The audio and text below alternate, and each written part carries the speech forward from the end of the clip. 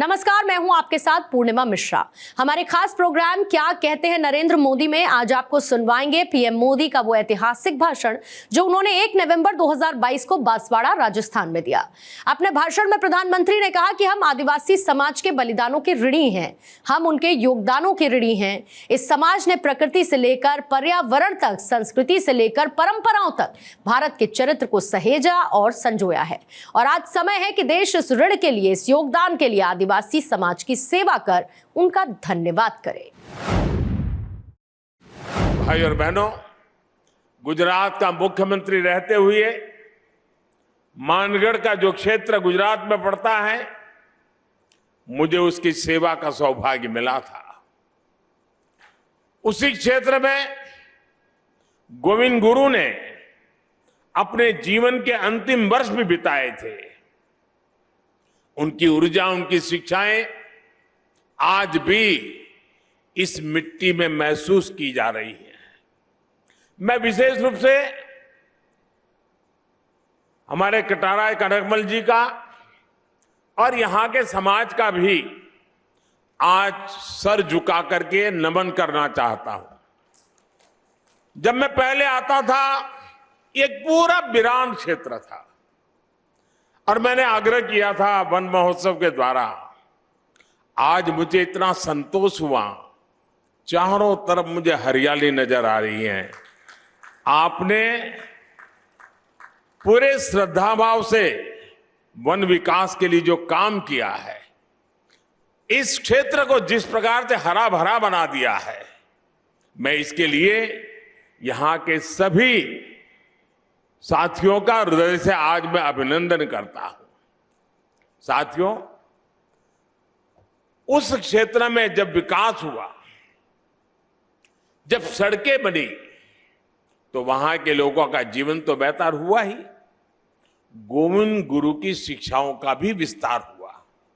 साथियों, गोविंद गुरु जैसे महान स्वतंत्रता सेनानी भारत की परंपराओं के, भारत के आदर्शों के प्रतिनिधि थे। वो किसी रियासत के राजा नहीं थे, लेकिन फिर भी वो लाखों लाखों आदिवासियों के नायक थे। अपने जीवन में उन्होंने अपना परिवार खो दिया, लेकिन हौसला कभी नहीं खोया। उन्होंने हर आदिवासी को, हर कमजोर, गरीब और भारतवासी को अपना परिवार बनाया।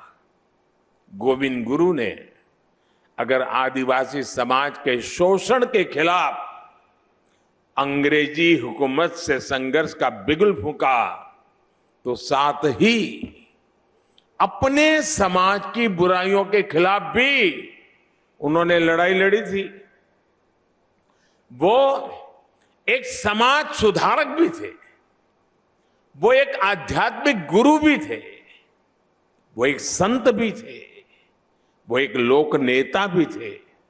उनके जीवन में हमें साहस, शौर्य के जितने महान दर्शन होते हैं, उतना ही ऊंचा उनका दार्शनिक और बौद्धिक चिंतन भी था। गोविंद गुरु का वो चिंतन, वो बोध आज भी उनकी धुनी के रूप में मानगढ़ धाम में अखंड रूप से प्रदीप्त हो रहा है। और उनकी संप सभा, देखिए शब्द भी कितना मार्मिक है। संप सभा, समाज के हर तबके में संप भाव पैदा हो, इसलिए उन्होंने संप सभा के आदर्श आज भी एकजुटता, प्रेम और भाईचारा की प्रेरणा दे रहे हैं। उनके भगत अनुयायी आज भी भारत की आध्यात्मिकता को आगे बढ़ा रहे हैं। साथियों, 17 नवंबर 1913 को मानगढ़ में जो नरसंहार हुआ, वो अंग्रेजी हुकूमत की क्रूरता की पराकाष्ठा थी। एक और आजादी में निष्ठा रखने वाले भोले भाले आदिवासी भाई बहन, तो दूसरी ओर दुनिया को गुलाम बनाने की सोच। मानगढ़ की इस पहाड़ी पर अंग्रेजी हुकूमत ने 1,500 से ज्यादा युवाओं, बुजुर्गों, महिलाओं को घेर करके उन्हें मौत के घाट उतार दिया। आप कल्पना कर सकते हैं, एक साथ 1,500 से ज्यादा लोगों की जघन्य हत्या करने का पाप किया गया। दुर्भाग्य से आदिवासी समाज के इस संघर्ष और बलिदान को आजादी के बाद लिखे गए इतिहास में जो जगह मिलनी चाहिए थी, वो नहीं मिली। आजादी के अमृत महोत्सव में आज देश उस कमी को पूरा कर रहा है। आज देश उस दशकों पहले की भूल को सुधार रहा है।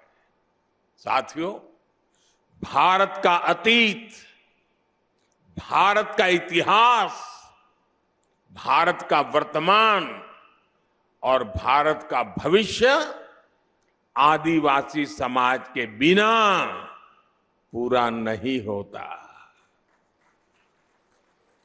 हमारी आजादी की लड़ाई का भी पग पग इतिहास का पन्ना पन्ना आदिवासी वीरता से भरा पड़ा है। 1857 की क्रांति से भी पहले विदेशी हुकूमत के खिलाफ आदिवासी समाज ने संग्राम का बिगुल फूंका था। 1780, आप सोचिए, 1857 से भी पहले 1780 में संथाल में तिलका मांझी के नेतृत्व में दामिन सत्याग्रह लड़ा गया था, दामिन संग्राम लड़ा गया था। 1830-32 में बुधू भगत के नेतृत्व में देश लरका आंदोलन का गवाह बना। 1855 में आजादी की यही ज्वाला सिद्धू कान्हा क्रांति के रूप में जल उठी। इसी तरह भगवान बिरसा मुंडा ने लाखों आदिवासियों में क्रांति की ज्वाला प्रज्वलित की। वो बहुत कम आयु में चले गए, लेकिन उनकी ऊर्जा, उनकी देशभक्ति और उनका हौसला ताना भगत आंदोलन जैसी क्रांतियों का आधार बना। साथियों, गुलामी के शुरुआती सदियों से लेकर 20वीं सदी तक आप ऐसा कोई भी कालखंड नहीं देखेंगे जब आदिवासी समाज ने स्वाधीनता संग्राम की मशाल को थामे न रखा हो।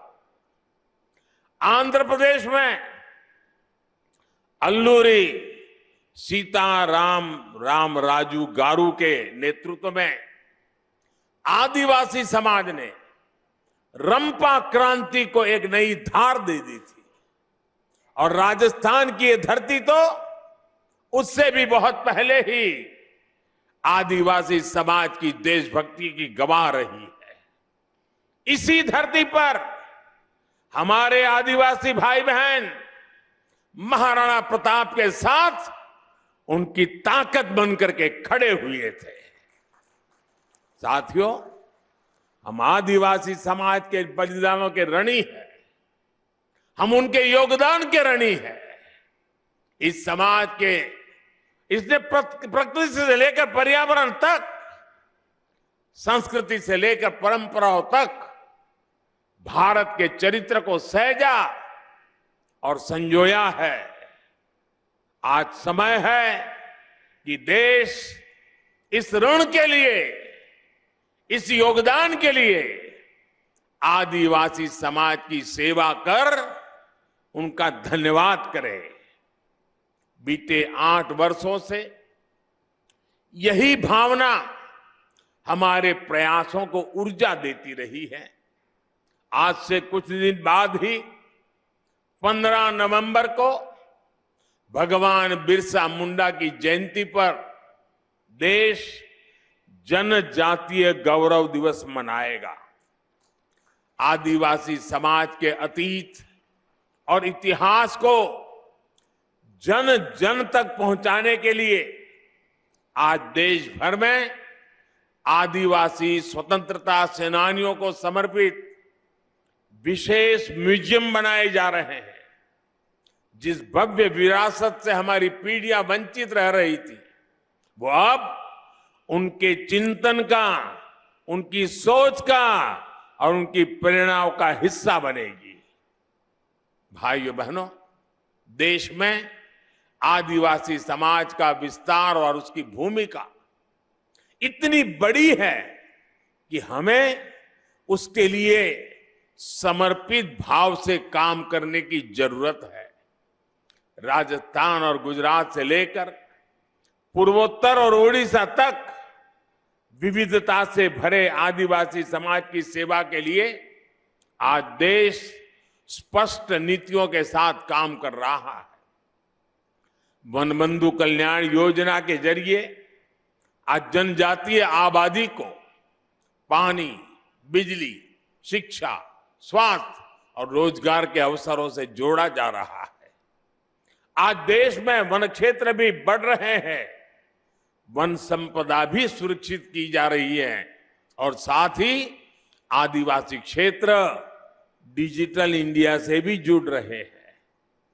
पारंपरिक कौशल के साथ साथ आदिवासी युवाओं को आधुनिक शिक्षा के भी अवसर मिले, इसके लिए एकलव्य आदिवासी विद्यालय भी खोले जा रहे हैं। यहां इस कार्यक्रम के बाद मैं जामुगोड़ा जा रहा हूं, जहां गोविंद गुरुजी के नाम पर बनी यूनिवर्सिटी के भव्य प्रशासनिक कैंपस का लोकार्पण करूंगा। साथियों, आज आपके बीच आया हूं तो एक और बात भी मेरा बताने का मन करता है। आपने देखा होगा, कल शाम ही मुझे अहमदाबाद से उदयपुर ब्रॉडगेज लाइन पर चलने वाली ट्रेन को हरी झंडी दिखाने का अवसर मिला है।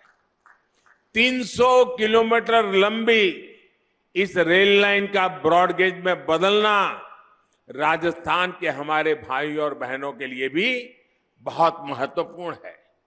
इस परिवर्तन से राजस्थान के अनेक आदिवासी क्षेत्र गुजरात के आदिवासी क्षेत्रों से जुड़ जाएंगे।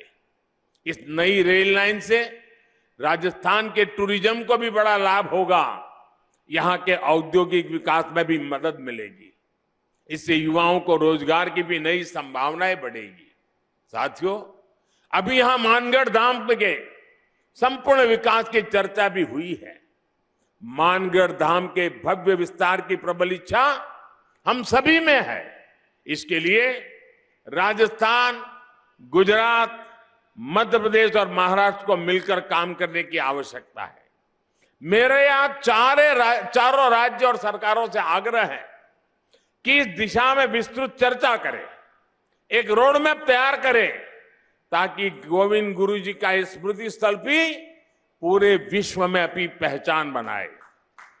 मुझे विश्वास है मानगढ़ धाम का विकास इस क्षेत्र को नई पीढ़ी के लिए प्रेरणा का एक जागृत स्थल बनाएगा। और मैं ये विश्वास दिलाता हूं, क्योंकि कई दिनों से हमारी चर्चा चल रही है, जितना जल्दी, जितना ज्यादा क्षेत्र हम निर्धारित करेंगे, तो फिर सब मिलकर के और भारत सरकार के नेतृत्व में हम इसको और अधिक विकास कर सकते हैं